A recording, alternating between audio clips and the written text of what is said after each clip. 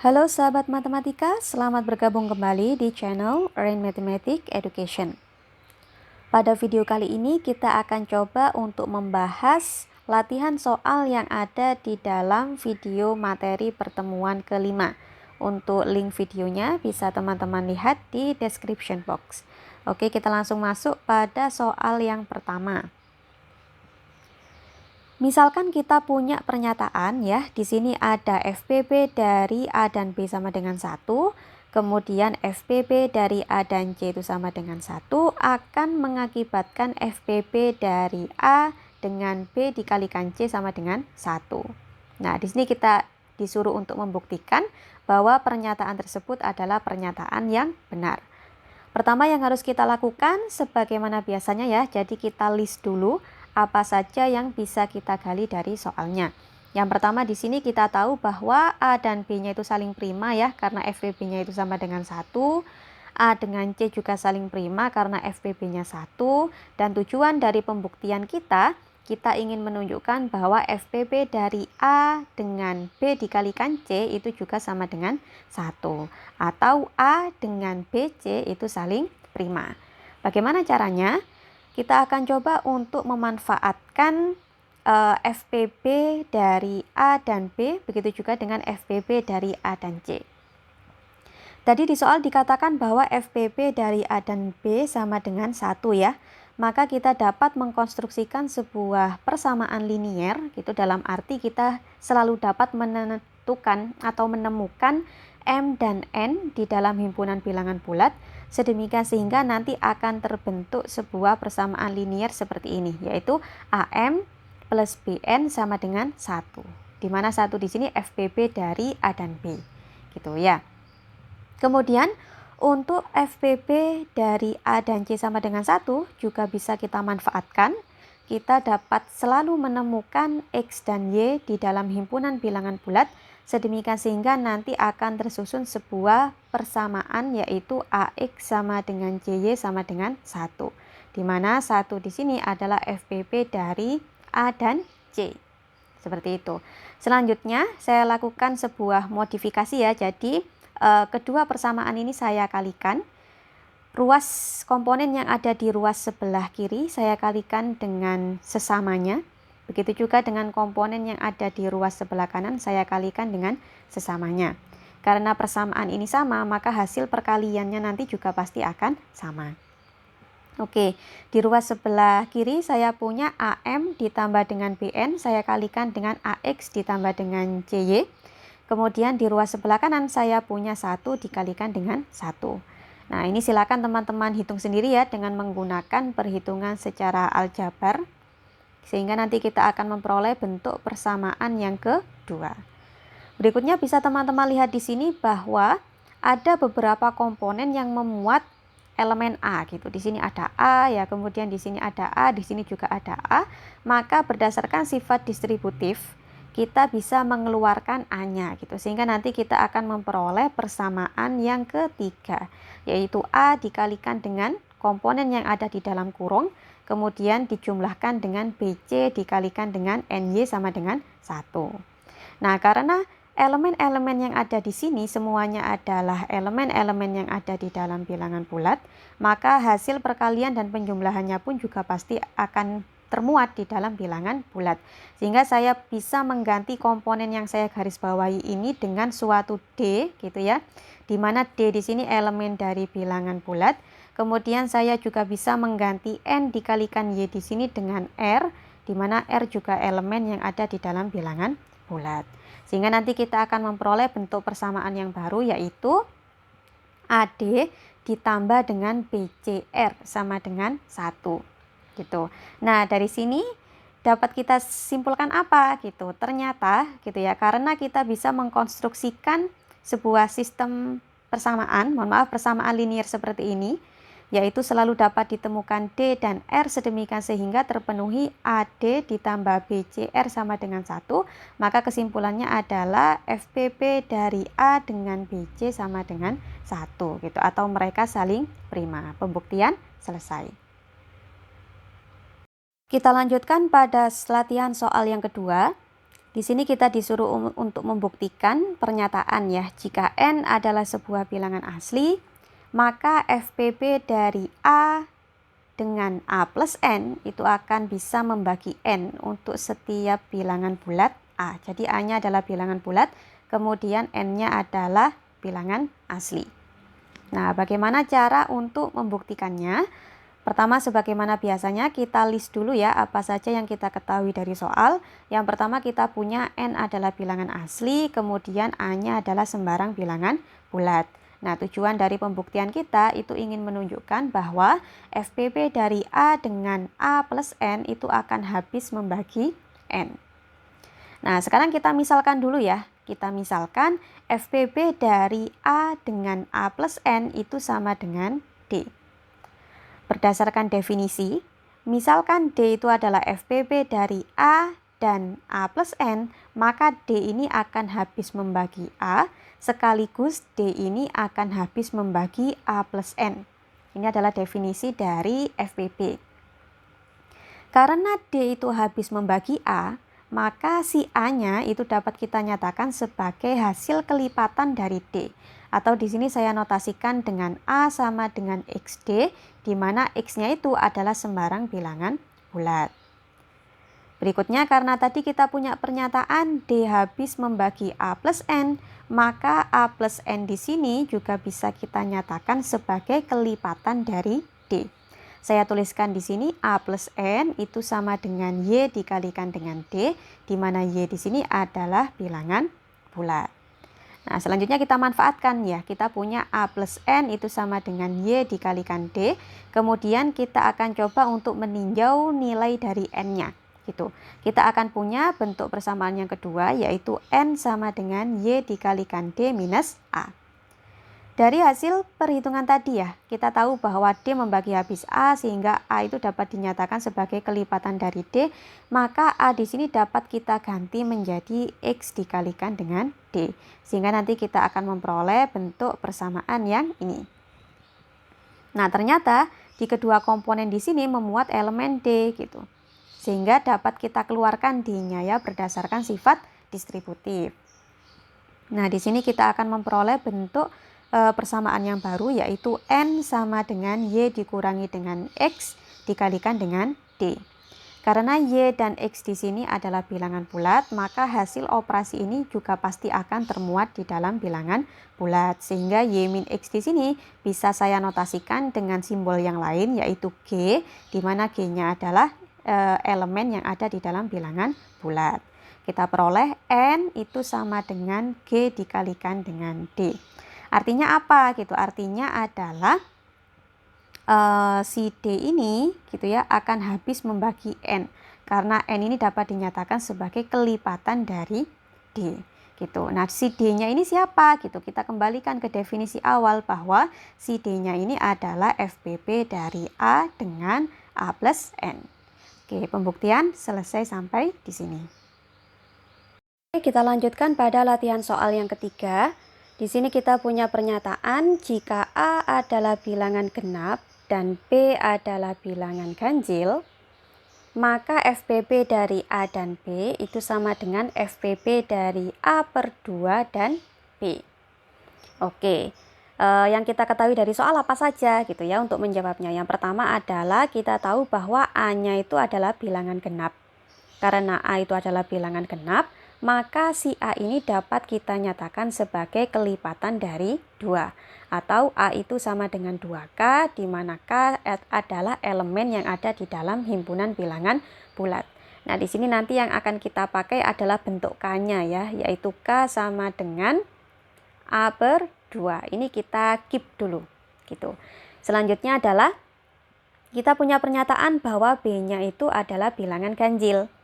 Nah, tujuan dari pembuktian kita adalah ingin menunjukkan bahwa FPP dari A dan B itu sama dengan FPP dari A per 2 dan B. Sekarang kita misalkan terlebih dahulu ya. Kita misalkan bahwa FPP dari A dan B itu sama dengan D. Akan kita buktikan bahwa D itu juga menjadi FPP dari A per 2 dengan B. Nah, agar si D ini bisa memenuhi persyaratan sebagai FPP dari A per 2 dan B, apa saja yang harus dipenuhi gitu ya. Yang pertama adalah D ini harus habis membagi A per 2, juga membagi habis B.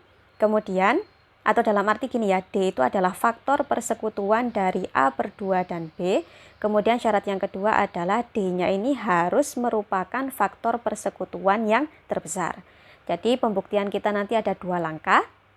Langkah yang pertama adalah membuktikan bahwa D ini adalah faktor persekutuan dari A per 2 dan B.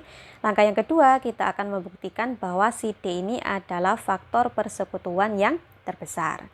Oke, sekarang kita tinjau langkah yang pertama ya. Akan kita tunjukkan bahwa D-nya adalah faktor persekutuan dari A per 2 dan B. Artinya apa?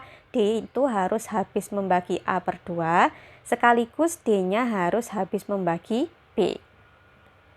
Kita tahu tadi ya bahwasanya D itu adalah FPP dari A dan B. Berdasarkan definisi dari FPP, maka D itu akan habis membagi A, sekaligus juga akan habis membagi B. Nah, karena si B-nya itu adalah bilangan ganjil, maka B ini akan habis dibagi oleh sesama bilangan ganjil. Kan seperti itu ya logikanya ya, tidak mungkin B itu akan habis dibagi oleh bilangan genap gitu. Maka di sini konsekuensinya D-nya ini juga harus berupa bilangan ganjil. Oke, jelas ya.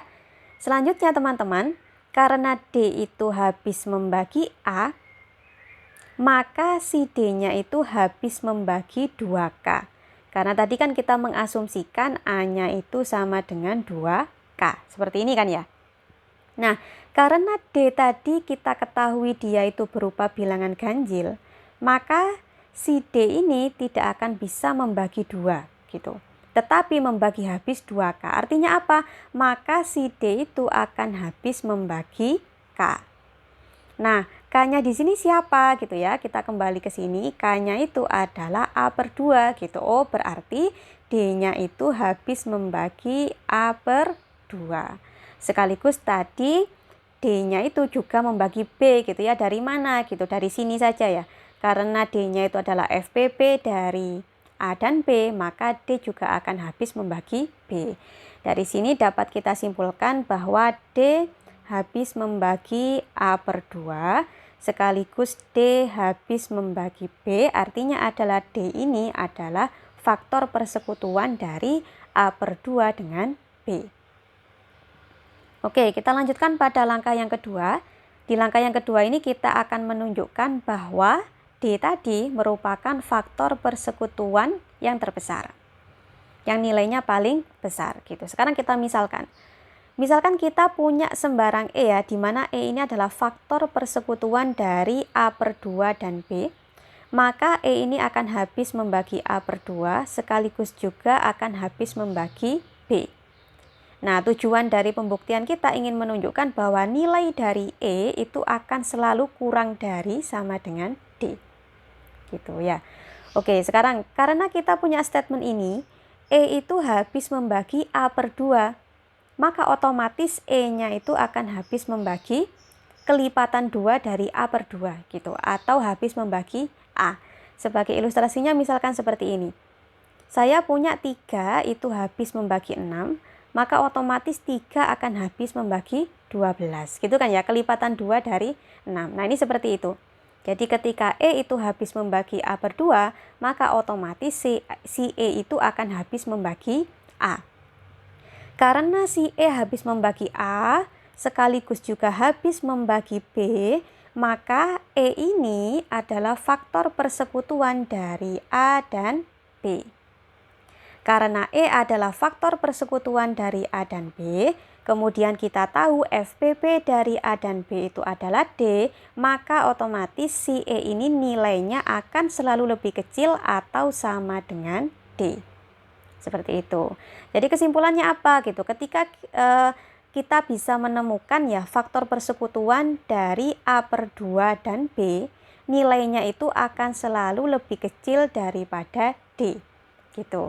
Nah, karena si D ini memenuhi 2 buah persyaratan FPP ya. Yang pertama, si D itu habis membagi A per 2, habis juga membagi B, kemudian si D ini menjadi faktor persekutuan dengan nilai yang terbesar, maka si D ini dapat kita klaim dia juga FPB dari A per 2 dan B gitu. Sehingga kesimpulannya adalah FPB dari A dan B itu sama saja dengan FPB dari A per 2 dan B. Pembuktian selesai. Oke, kita lanjutkan pada latihan soal yang keempat ya. Di sini kita disuruh untuk memeriksa solusi dari persamaan Diopantus linier sebagai berikut. Persamaannya adalah 1402X ditambah dengan 1969Y sama dengan 1. Misalkan persamaan ini punya solusi, solusinya seperti apa bentuk umumnya gitu. Ini adalah inti pertanyaan dari soal nomor 4. Kalau misalkan kita berhadapan dengan soal yang seperti ini, pertama yang harus kita tinjau adalah FPB dari 1402 dengan 1969. Misalkan FPB-nya itu habis membagi 1, maka persamaan ini punya solusi gitu ya, berdasarkan teorinya kemarin. Tetapi kalau misalkan FPB-nya ini tidak habis membagi 1, maka sistem persamaan ini tidak memiliki solusi gitu. Oke, sekarang kita akan masuk pada penyelesaiannya ya. Sebagaimana yang saya katakan tadi, kita tinjau dulu berapakah FPB dari 1402 dengan 1969. Kita akan memanfaatkan algoritma pembagian. Saya yakin teman-teman sudah tahu ya caranya ya. Yang pertama adalah kita akan coba membagi 1969 dengan 1402. Karena posisinya di sini 1969 lebih besar daripada 1402. Kita akan memperoleh persamaan yang pertama, yaitu 1969 itu sama dengan 1 dikalikan dengan 1402 ditambahkan dengan 567. Selanjutnya kita akan mencoba untuk menghitung ya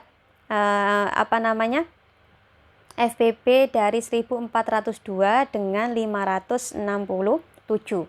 Seperti itu, kita akan memperoleh bentuk persamaan yang kedua, yaitu 1402 itu sama dengan 2 dikalikan dengan 567 ditambah dengan 268 sebagai sisanya. Kita lanjutkan prosesnya ya, kita akan hitung FPB dari 567 dengan 268 sampai nanti kita menghasilkan persamaan yang terakhir, yaitu di sini 2 itu sama dengan 2 dikalikan dengan 1 dijumlahkan dengan 0. Nah, berarti kita iterasinya berhenti sampai di sini dan kita memperoleh bahwa FPB dari 1402 dan 1969 itu adalah 1.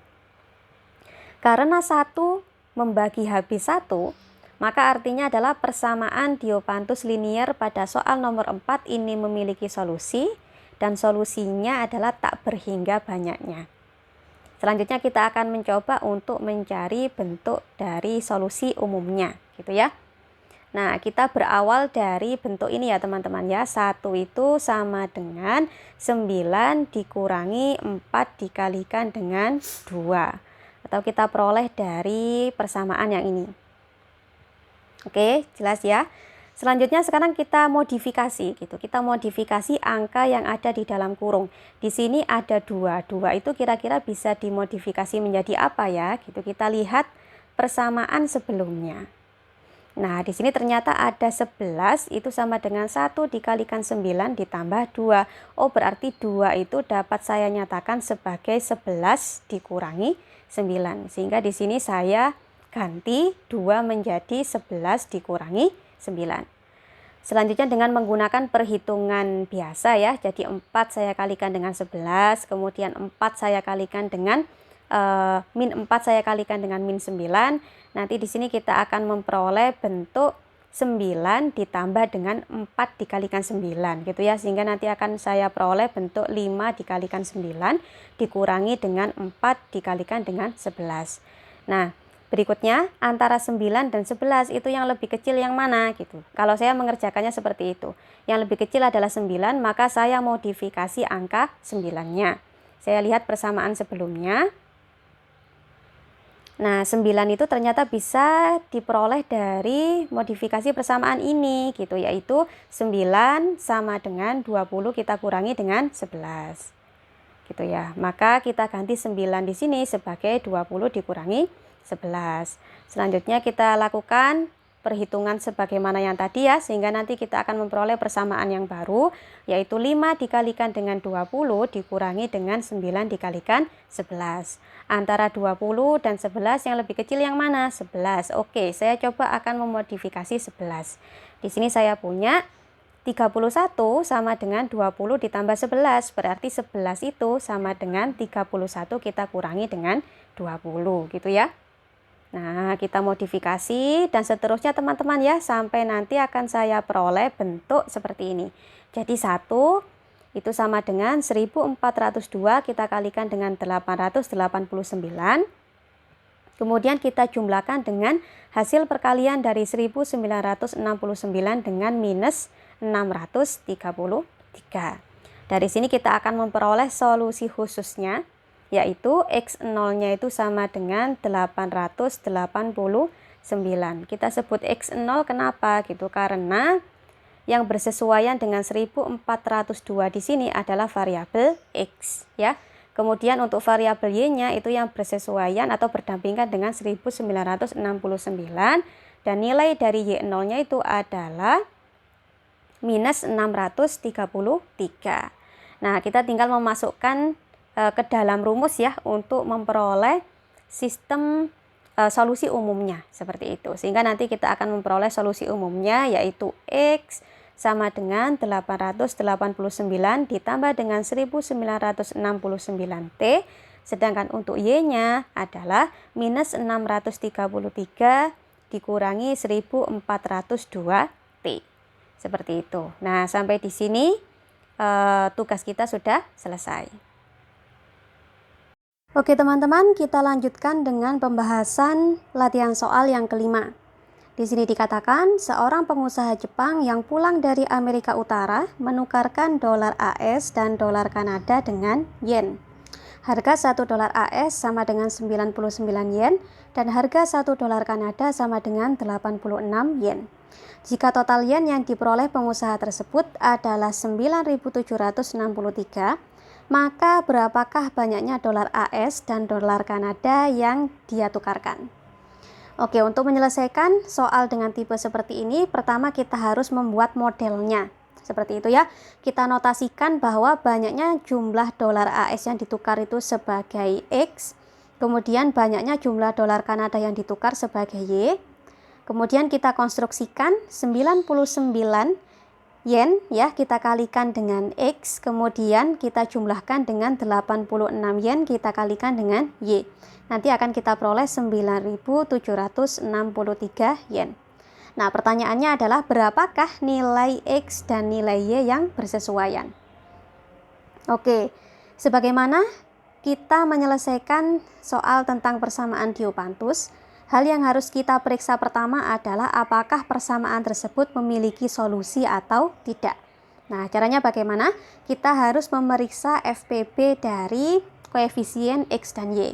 Dalam hal ini kita akan memeriksa FPB dari 99 dan 86. Apabila FPB dari 99 dan 86 ini bisa membagi habis 9.763, maka artinya persamaan ini akan memiliki solusi.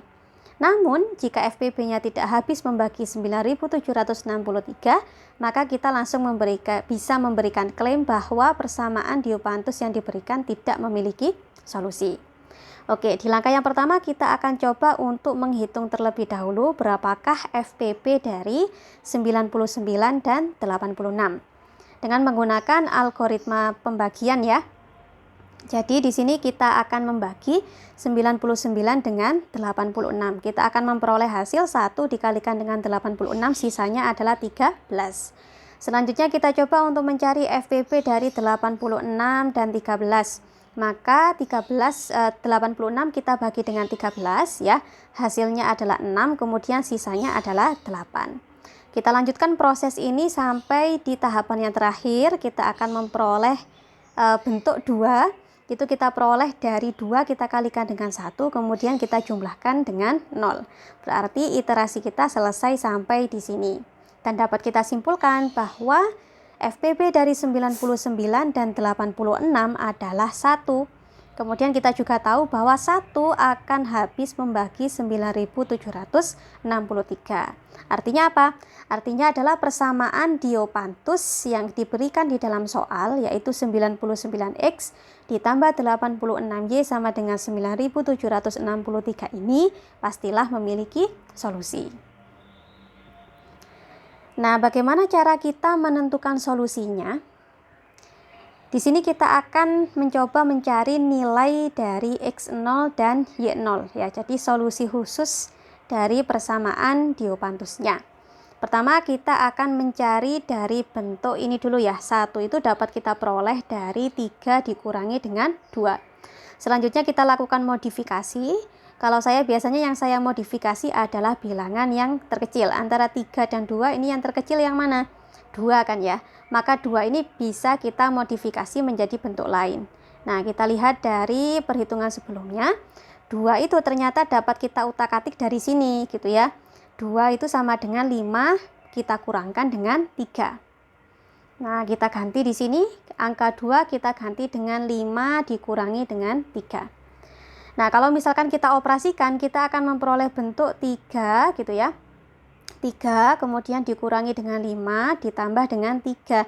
Nah, di sini kan 3-nya ada 2 ya.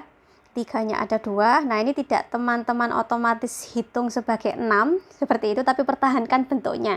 Jadi yang kita tuliskan adalah 2 dikalikan dengan 3 seperti itu. Nah, kita akan memperoleh persamaan yang ini. Selanjutnya antara 3 dengan 5, manakah yang lebih kecil? Yang lebih kecil adalah angka 3. Sekarang kita lihat 3 ini bisa kita modifikasi menjadi apa? Kita gunakan persamaan yang ini. Jadi 3 itu dapat kita peroleh dari 8, kemudian kita kurangkan dengan 5. Sehingga kita ganti angka 3 itu menjadi 8 dikurangi dengan 5. Oke, seperti itu ya, sehingga nanti kita akan memperoleh bentuk yang seperti apa? Ada 2 dikalikan dengan 8 gitu ya. Kemudian dijumlahkan dengan 2 dikalikan dengan minus 5. Kemudian ada minus 5 gitu ya, dijumlahkan dengan minus 5. Nah, seperti ini. Sehingga nanti akan kita peroleh 2 dikalikan dengan 8 dijumlahkan dengan 3 dikalikan dengan minus 5 atau persamaan yang sebelah sini. Selanjutnya silakan teman-teman tinjau antara 8 dan 5, yang lebih kecil adalah 5. Silakan kemudian angka 5 ini teman-teman modifikasi. Selanjutnya seperti itu ya, dan seterusnya sampai kita akan memperoleh bentuk yang terakhir, yaitu 1 sama dengan 99 dikalikan dengan minus 33 dijumlahkan dengan 86 dikalikan dengan 38. Nah, disinilah kita menemukan nilai dari X0 dan Y0-nya. Nah, ini jangan sampai tertukar ya. Yang bersebelahan dengan 99 itu adalah X. Kemudian yang bersebelahan dengan 86 atau 86 ini sebagai koefisien dari Y-nya. Berarti X0-nya itu adalah minus 33, kemudian Y0-nya adalah 38. Oke, nah sekarang langkah yang ketiga kita akan coba untuk mencari solusi dari persamaan Diopantus. Kalau yang persamaan sebelumnya kan seperti ini ya, 99X ditambah 86Y sama dengan 1. Nah, sekarang kalau kita merujuk pada soal, hasilnya itu tidak sama dengan 1 lagi, tetapi yang ini ya 9763. Nah, apa yang harus kita lakukan gitu? Agar angka 1 di sini dapat menjadi 9763, maka kita harus mengalihkan kedua ruas dengan 9763. Sehingga nanti akan kita peroleh bentuk persamaan yang baru seperti ini ya. Kita akan memperoleh X0-nya itu ternyata adalah minus 322.179. Kemudian Y0-nya itu adalah 370.994. Nah, dari sini kita bisa mengkonstruksikan solusi umum untuk persamaan Diopantusnya, yaitu X sama dengan minus 322.179 ditambah 86T. Kemudian untuk Y-nya sama dengan 370.994 minus 99T. Ini adalah solusi umum untuk persamaan Diopantusnya. Pertanyaannya adalah apakah ini sudah selesai? Belum ya, kita masih belum menemukan berapakah nilai X dan Y yang tepat. Nah, sekarang kita akan lanjutkan ke persamaan yang keempat. Di sini kan bentuknya harus positif ya, jadi jumlah antara dolar yang ditukar dengan yen itu jumlah dolarnya, baik itu dolar Amerika maupun dolar Kanadanya harus dalam bentuk yang positif. Tidak mungkin kita menukarkan bentuk negatif seperti itu. Oleh karena itu di sini kita asumsikan X dan Y-nya itu harus lebih besar sama dengan 0. Gitu ya. Jadi X kita buat dia lebih besar sama dengan 0. Kemudian begitu juga dengan Y, kita buat dia lebih besar sama dengan 0. Selanjutnya tugas kita adalah kita cari nilai dari T-nya. Nah, untuk persamaan yang pertama ya, dengan menggunakan perhitungan biasanya seperti itu, kita akan memperoleh nilai dari X-nya ini akan bernilai positif ketika T-nya itu lebih besar sama dengan 3746,27. Sedangkan untuk persamaan yang kedua ya, Y-nya ini akan bernilai lebih besar sama dengan 0 ketika T-nya itu kurang dari sama dengan 3747,41. Nah, sekarang dari dua buah hasil ini, berapakah angka positif bulat gitu ya yang memenuhi sedemikian sehingga X dan Y-nya itu akan bernilai positif? Jawabannya adalah akan dipenuhi ketika T-nya itu bernilai 3747 ya. Jadi teman-teman tinjau dari sini. T-nya itu harus lebih dari 3746,27 tetapi tidak lebih besar dari 3747,41. Maka yang bersesuaian nilainya dan harus berupa bilangan bulat ya, itu adalah 3747. Nah, selanjutnya hasil dari perhitungan ini kita masukkan di dalam persamaan umumnya itu tadi gitu. Sehingga nanti kita akan memperoleh ya di sini X-nya itu sama dengan 63, kemudian Y-nya adalah 41. Kesimpulannya adalah banyaknya dolar Amerika Serikat yang ditukar sebanyak 63, sedangkan untuk dolar Kanada yang ditukar sebanyak 41. Perhitungan kita selesai sampai di sini. Oke, semoga teman-teman bisa menyimak dengan baik. Semoga bermanfaat. Sampai berjumpa di video-video selanjutnya.